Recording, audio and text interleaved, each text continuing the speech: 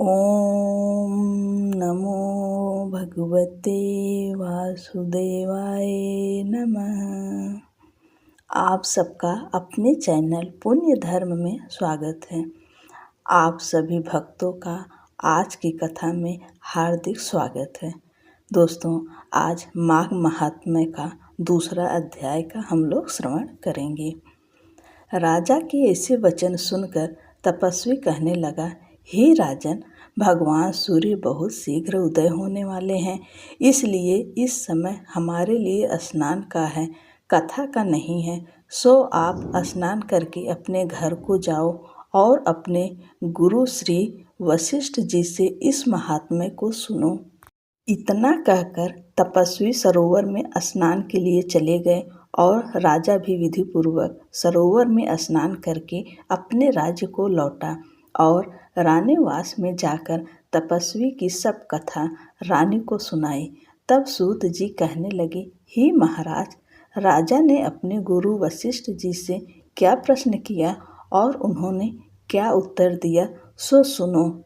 व्यास जी कहने लगे, हे सूत जी, राजा दिलीप ने रात्रि को सुख से सोकर प्रातः समय ही अपने गुरु वशिष्ठ जी के पास जाकर उनके चरणों को छूकर प्रणाम करके तपस्वी के बताए हुए प्रश्नों को अति नम्रता से पूछा कि गुरु जी, आपने आचार, दंड, नीति, राज्य, धर्म तथा चारों वर्णों के चारों आश्रमों की क्रियाओं, दान और उनके विधान, यज्ञ और उनकी विधियां, व्रत, उनकी प्रतिष्ठा तथा भगवान विष्णु की आराधना अनेक प्रकार से तथा विस्तार पूर्वक मुझको बतलाई है। अब मैं आपसे माघ मास के स्नान के महात्म्य को सुनना चाहता हूँ। सो हे तपोवन, नियम पूर्वक इसकी विधि समझाएं।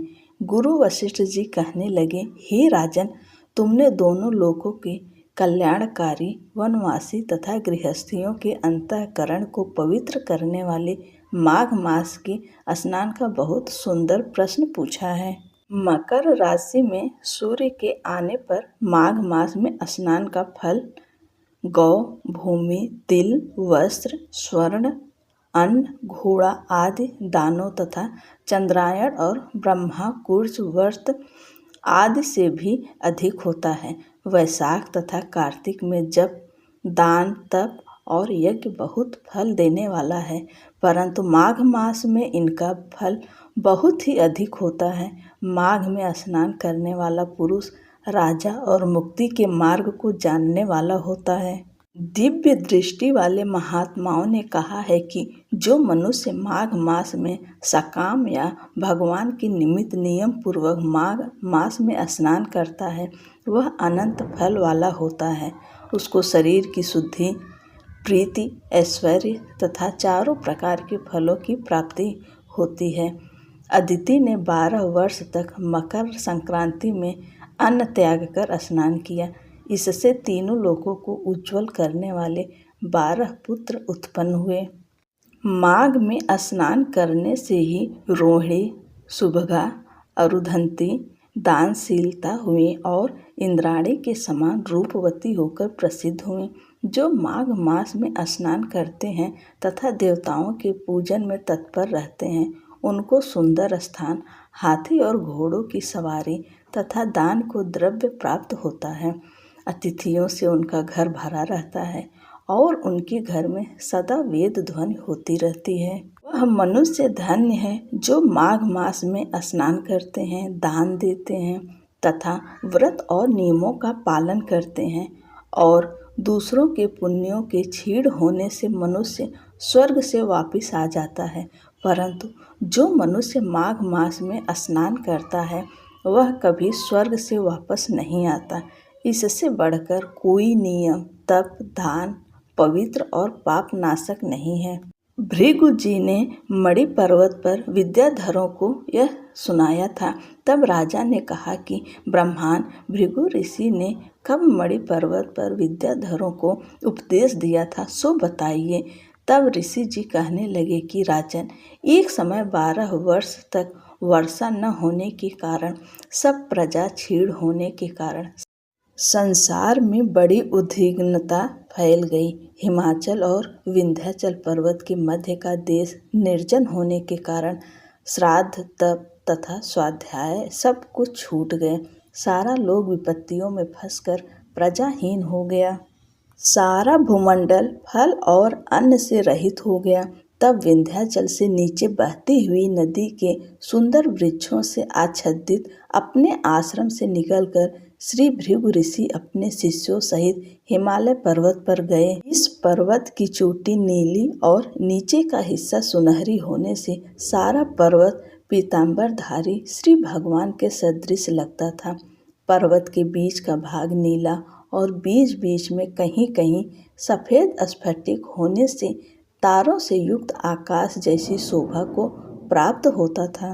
रात्रि के समय वह पर्वत दीपकों की तरह चमकती हुई दिव्य औषधियों से पूरित किसी महल की शोभा को प्राप्त होता था। वह पर्वत शिखाओं पर बांसुरी बजाती और सुंदर गीत गाती हुई किन्नरियों तथा केले के पत्तों की पताकाओं से अत्यंत शोभा को प्राप्त हो रहा था। यह पर्वत नीलम, पन्ना, पुखराज तथा इसकी चोटी से निकलती हुई रंग बिरंगी किरणों से इंद्रधनुष के समान प्रतीत होता था। स्वर्ण आदि सब धातुओं से तथा चमकते हुए रत्नों से चारों ओर फैली हुई अग्निज्वाला के समान शोभायमान था। इसकी कंदराओं में काम पीड़ित विद्याधरी अपने पतियों के साथ आकर रमण करती हैं और गुफाओं में ऐसे ऋषि मुनि जिन्होंने संसार के सब क्लेशों को जीत लिया है, रात दिन ब्रह्मा का ध्यान करते हैं और कई एक हाथ में रुद्राक्ष की माला लिए हुए शिव की आराधना में लगे हुए हैं। पर्वत के नीचे भागों में जंगली हाथी अपनी बच्चों के साथ खेल रहे हैं तथा कस्तूरी वाले रंग बिरंगे मृगों के झुंड इधर उधर भाग रहे हैं। यह पर्वत सदा राजहंस तथा मोरों से भरा रहता है। इसी कारण इसको हेमकुंड कहते हैं। यहाँ पर सदैव ही देवता, गुहाग और अप्सरा निवास करते हैं। दोस्तों, आगे की कथा अब अगले वीडियो में सुनाएंगे। तब तक के लिए जय श्री कृष्णा। और हाँ दोस्तों, वीडियो पसंद आए तो चैनल को लाइक शेयर कर दीजिए और सब्सक्राइब करना ना भूलें। कमेंट बॉक्स में राधे राधे ज़रूर लिखिएगा।